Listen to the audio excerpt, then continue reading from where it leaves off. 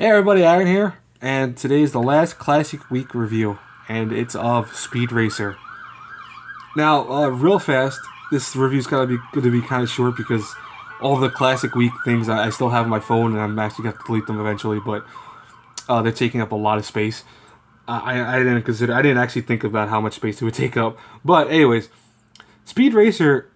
I'm not gonna say it's the best anime classic or anything like that. I didn't save the best for last. There's more so just another classic, and I'm actually thinking of doing another Classic Week review probably next year.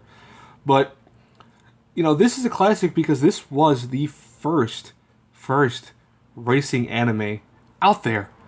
The whole story of Speed Racer was that Speed Racer is a young man who wants to become a racer in the circuit of racing, and he gets his hands on something called the Mach 5 that his father built, where it has all this cool stuff. It can go underwater. It has jumping jacks that can actually jump and jump over other vehicles. It has saw blades in the front to kind of cut down any terrain in front of it.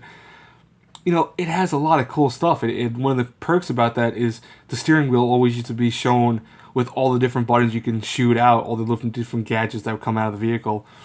And that was what's cool about the show. That was the only thing I think I ever found cool about the show. This show has some of the worst dialogue. Plot is all over the place.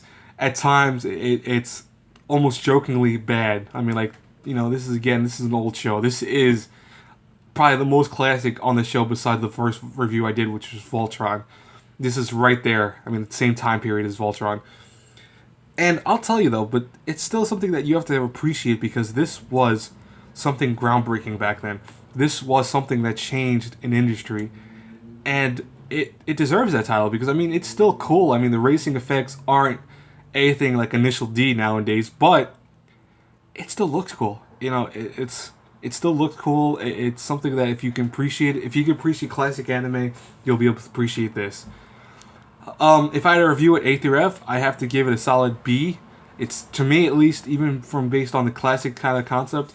My dad used to love this show, but I think even then, they could people that watched it understood its corniness to a T because it was kind of like Godzilla in terms of bad lip syncing. And even though this was anime, it did have bad lip syncing. Characters talked sometimes so fast. They'd be they're talking like this, and then what would happen next episode? See, that was how fast people talked in the show. And I still think that's funny.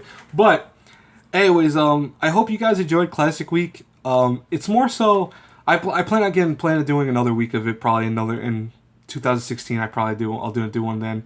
I'll probably change up what things I'm gonna review back for that time period too. But I kind of just wanted to put this video series out because I think I want people to appreciate the classics. There's all this stuff that comes out nowadays is cool. It's great.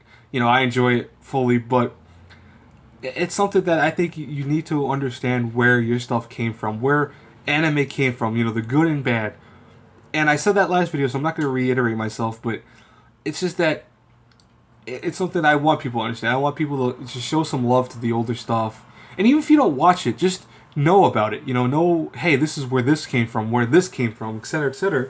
Because, it helps, I think, the anime industry in a whole when people realize not everything was Initial D or Kill la Kill or I don't know, I can't think of anything. Bleach, One Piece, etc. So not everything was that. That's nowadays.